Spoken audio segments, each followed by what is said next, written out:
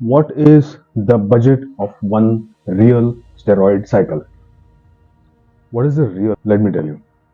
Let's assume कि आपके trainer ने आपसे कहा कि आप मुझे 3 महीने के 1 लाख रुपए लाकर दे दो और मैं आपको एक बढ़िया सा स्टेरॉइड साइकिल बना के दूंगा जिससे आप एक बॉडी बिल्डिंग कॉम्पिटिशन जीत सकते हैं। आपने कहा ठीक है, मैं लेके आता हूं और आप उसके पास 1 लाख रुपए लेके चले गए।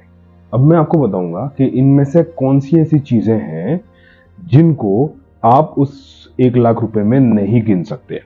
Okay, hello and welcome to my channel. My name is doctor Yogesh. I am an emergency medicine and a critical care specialist and the first thing is blood investigations.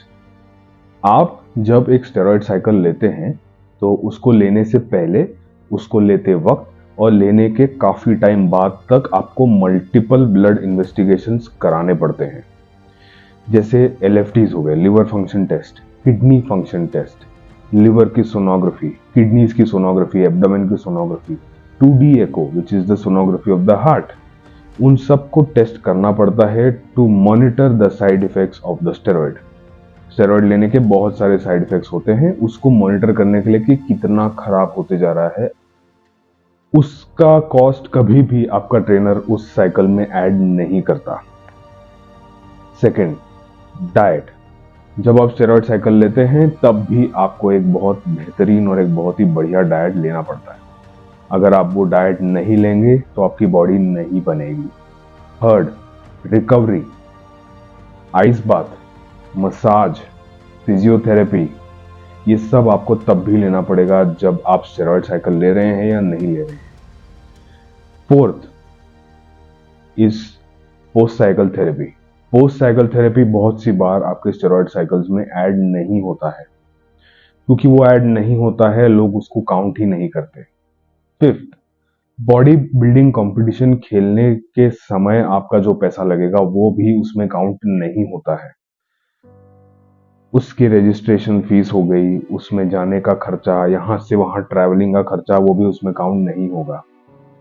तो मेरा एडवाइस आप लोगों से यही रहेगा कि आप इस कॉस्ट के बारे में जान लें और ये समझ लें कि ये करने के बावजूद आपको बॉडी बिल्डिंग कॉम्पिटिशन खेलने से या खेलने के बाद कोई खास फायदा होगा नहीं। एक डॉक्टर की सलाह लेनी पड़ती है और वो बहुत सी बार ट्रेनर आपको बताता नहीं है।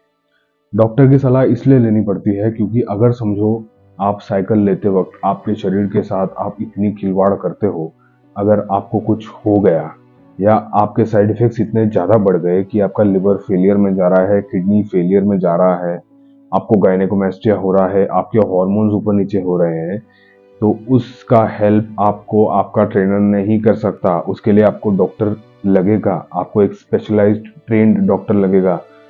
For example, someone like me, I have done my MD medicine. I have been into the fitness industry for a long time. Although मेरी बॉडी नहीं है, लेकिन मैं बॉडी बिल्डर्स को स्टेरॉइड साइकिल के बाद जो उनको दिक्कतें आती हैं उनमें हेल्प करता हूँ।